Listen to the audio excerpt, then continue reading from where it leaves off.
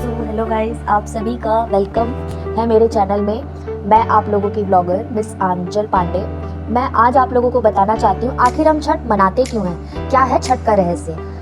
हम देखते हैं कि छठ के जो 4 दिन होते हैं पूरी लगन और श्रद्धा से हमारी माँ बहनें जो भी व्रत करती है पूरी लगन श्रद्धा से ये व्रत करती है। ये बहुत ही कठोर व्रत है। 36 घंटों का निर्जला व्रत करना हर किसी के लिए मुमकिन नहीं है। पर क्या आप लोग नहीं जानना चाहते कि छठ की कथा है क्या, आखिर छठ मनाते क्यों हैं।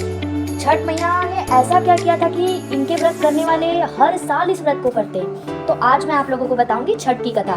वैसे मैं हूँ आप लोगों की व्लॉगर। मैं जो वीडियो आपको दिखा रही हूँ ये हमारे नक्ता तालाब का है और मैं आप लोगों को छठ की कथा सुनाने जा रही हूँ। जैसे कि आपको पता ही होगा कि जो छठी मैया है वो मार्कंडे पुराण के अनुसार ब्रह्म जी की क्या है, वो मानस पुत्री है और सूर्य देव की बहन मानी जाती है। छठी मैया को ममता, उनके अंदर ममता भरपूर होती है। वो बच्चों की जीवन दायिनी होती है, जीवन की जो रेखा होती है बच्चों की वही लिखती है। जो आप जानते हैं कि जब कोई नवजात शिशु पैदा होता है तो 6 दिन के बाद उसकी छठी मनाई जाती है। ऐसा माना जाता है कि माँ छठी जो होती है वो 6 दिन में नवजात शिशु की जीवन रेखा लिखती है। तो मैं बताना चाहती हूँ कि छठ आखिर मनाया क्यों जाता है। एक बार हुआ क्या था, और हम सबसे बड़ी बात ये सोचते हैं कि छठ की पूजा में लोग तालाब में या बड़े नदियों में जाके ऐसे मतलब सूर्य को अर्घ्य क्यों देते हैं। तो मान्यता ये है कि छठ माता जिस प्रकार से जीवन दायिनी है उसी प्रकार से सूर्य देव भी जीवन दाता है। सूर्य देव हमारे जीवन का आधार है, उनसे ही जीवन है, उनसे ही दिन है, उनसे ही रात है। वो नहीं रहेंगे तो रात है, जीवन अंधकारमय हो जाएगा। वो है तो जीवन उजालों से भरा हुआ है। वैसे ही छठ माता है वो हमारे जीवन दायिनी है। उन्हीं से एक नवजात शिशु जो होता है अपने जीवन में आगे कैसे बढ़ना है या उसकी रेखा क्या करेगी ये वही तय करती है। तो मान्यता के अनुसार एक बार क्या हुआ था कि एक राजा थे, प्रयागराज की बात है, और वो राजा और उनकी पत्नी प्रयागराज में राज करते थे। ठीक है, तो मतलब मार्कंडे पुराण में ऐसा लिखा है कि वो राजा रानी बहुत ही धन धान्य से भरपूर थे, अपार संपदा थी उनके पास और मन भी उनका हृदय बहुत कोमल था। हर किसी के प्रति उनके मन में प्रेम था।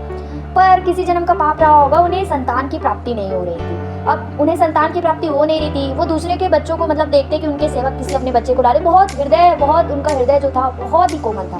वो उन सबको प्रेम करते, अच्छे से रखते। तो एक बार हुआ क्या, हृदय मतलब हुआ क्या कि जो राजा जी थे उन्होंने देखा कि उनकी पत्नी इतनी गंभीर आंसू बहाती थी कि वहाँ जो संगमरमर के पत्थर लगे थे मतलब उनके महल में वो तक भीग जाते थे। तो एक बार वो बहुत व्याकुल हुए। उनके मतलब महल में एक बार राजा कश्यप आया तो उन्होंने कश्यप से कहा, हे महाराज, मैं इतना धन दान करता हूँ, लोगों की पूजा पाठ करता हूँ, आखिर मुझे संतान क्यों नहीं हो रही है। तो मतलब उन्होंने बताया महर्षि कश्यप ने कि आप लोग जो हैं मैं एक यज्ञ करवाऊंगा। उस यज्ञ में जो खीर बनेगी वो खीर अगर पूरे ममता के साथ आपकी पत्नी ग्रहण करती है तो उसको पुत्र या पुत्री की प्राप्ति होगी। अब राजा रानी तैयार हो गए, भाई उनके पास संतान नहीं थी। उन्होंने बोला आप जैसा बोलेंगे हम करेंगे।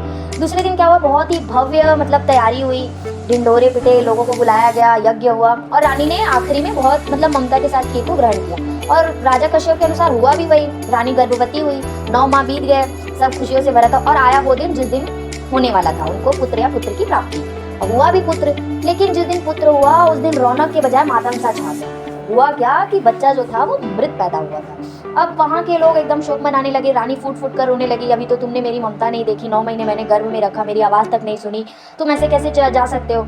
अब ये सब देखे फिर राजा कश्यप को बुलाया गया, तो महर्षि कश्यप, तो वो आए। फिर उन्होंने कहा कि ये सब आप लोगों के पुराने जन्मों में किए हुए किसी पाप के कारण ऐसा हो रहा है। तो अब वो क्या करते हैं कि वो बोलते हैं एक व्रत है जो मैं आप लोगों को बताऊंगा, अगर आप वो करते हैं तो आपको आपका पुत्र जीवित मिल सकता है। जीवन दायिनी छठी मैया का व्रत ये जो होता है कार्तिक मास की पूर्णिमा को किया जाता है। इसमें आपको करना क्या है कि छठी मैया का 4 दिनों तक चतुर्थी से लेकर षष्ठी तक व्रत करना है। होता क्या है कि पहले दिन नहाय खाया होगा, दूसरे दिन खरना पूजा होगा और तीसरे चौथे दिन छठ माता का अर्घ्य और उषा अर्घ्य देना होता है ना। इसमें सूर्य भगवान को अर्घ्य देना होता है, सच्चे मन से आपको देना होता है। तो रानी जो है तैयार हो गई। उन्होंने देखो माँ की ममता कितनी ज्यादा, मेरे पास शब्द नहीं है कहने को।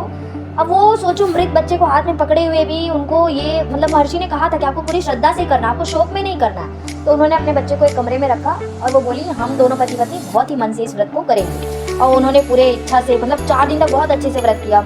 जब चौथा दिन आया और उषा की अर्घ्य का, तो उन्होंने मतलब अर्घ्य देते हुए कहा, हे छठी मैया, मैं पूरे दिल से पूरे कोमल भावना से ममता से आपका व्रत करती हूँ। मैं चाहती हूँ आप मेरे बच्चे को जीवन दे, ऐसा करके।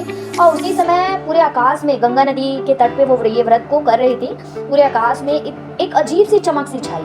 ये चमक इतनी अच्छी थी कि मतलब जैसे सूर्य का प्रकाश होता है ना, कभी कभी हमको बहुत गड़ता है, वैसा नहीं था। इस चमक में अलग से ही लालिमा थी। ये चमक जैसे ही पड़ा, लोगों ने देखा अरे ये तो छठी मैया है। छठ मैया का इतना कोमल। वहाँ छठी मैया प्रकट हुई और प्रकट होने के बाद उन्होंने रानी की मतलब इतनी पूजा पाठ से प्रसन्न होकर उन्होंने कहा कि अब मैं तुम्हारे बच्चे को जीवन दान देती हूँ। और ये सुनते ही जो रानी थी वो भागते हुए आगे गई और उन्होंने कमरे में रखे बच्चे को देखा तो बच्चा जो था जीवित हो गया था।